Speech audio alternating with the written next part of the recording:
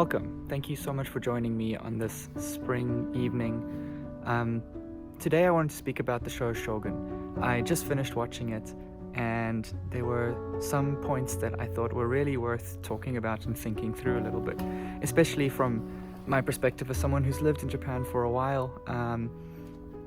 And something that I'm still struggling with trying to understand is the culture of Japan, and the show Shogun really does a great job of giving us a glimpse into some of the things that maybe those who aren't necessarily familiar with the mindset that is so strong here and so strange to those who aren't used to it. It gives us an idea of what they might mean. And so to begin, I just wanted to quote something from the godfather of history podcasts, Mr. Dan Carlin, who says that the Japanese are just like everybody else, only more so.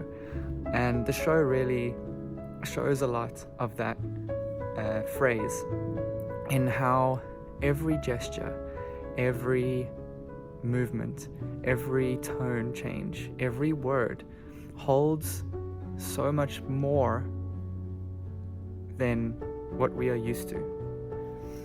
And that's what it seems like from the outside, at least.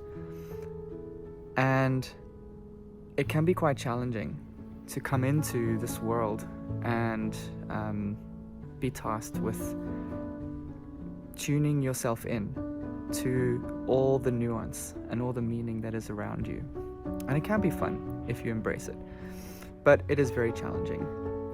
And 2 points that I wanted to just pick apart from the show that I took away was, number one, one of the themes that I took away from Shogun was this whole idea of life and death, and how the Japanese see life and death. There was a quote from the show which was a part of a poem where they said that a flower is only a flower because it wilts, which is something that we might have heard before in different words, in that life is only life because we die.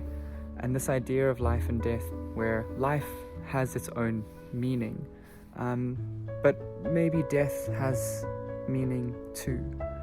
And it's something that I think for us who feel that life is where the true value lies, those who've been brought up with that mindset, really struggle with the idea of death having a meaning beyond where we are now in this current moment that we're in. And sometimes the way in which people give death meaning can seem either absurd or wasteful in some way, but it is also true that the impermanence of life and the existence of death gives it its beauty. And so it's quite challenging to hold both of these ideas in our mind. But I think there is no need to really balance this equation. I think it is a mental exercise in itself to hold our opposing ideas of a value of life and the intrinsic value of that, as well as honoring the process of death and the meaning that that can have in the future, and perhaps in the circumstances when it needs to happen, welcoming it. So that's the first thing, something that's quite difficult for someone like me who did not grow up in Japan to understand, is how much death is valued in the culture.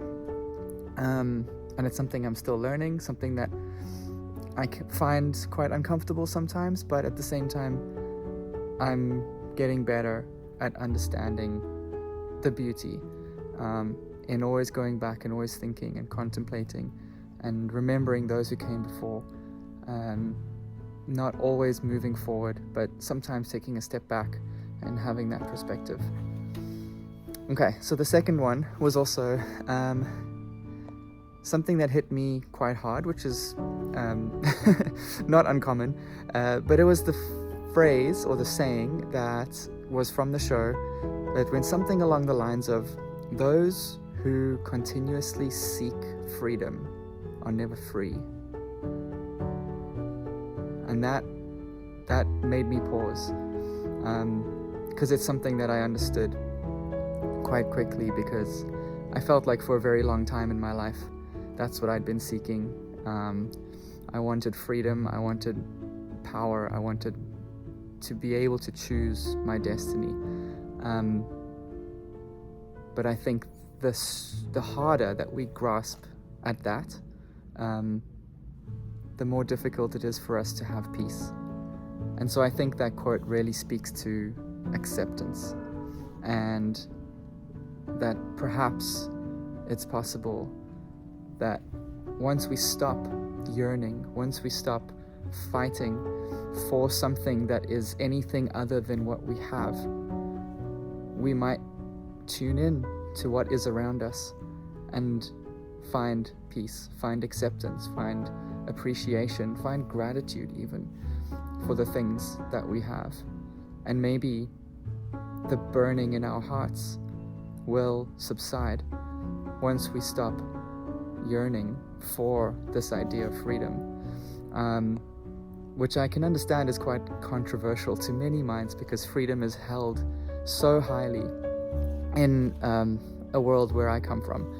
And I can understand people struggling with this concept being put aside as something that is actually limiting us. And I think to a point it's very, very much worth pursuing. But it's also interesting how, as people say, in all things there should be balance. And even when it comes to freedom, if you constantly seek it, if you are addicted to it, if you are craving freedom all the time, you can never settle. You can never build momentum. You can never have consistency.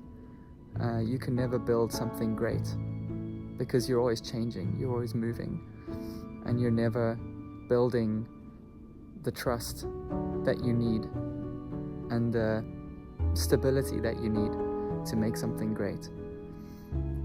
And so these are the two thoughts that came from my binging this amazing series over the last couple days. And so I wanted to share it with you.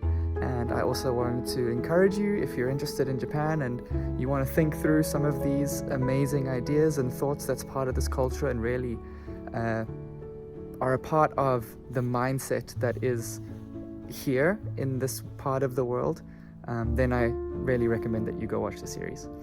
And thank you for joining. Have a fantastic day. See ya.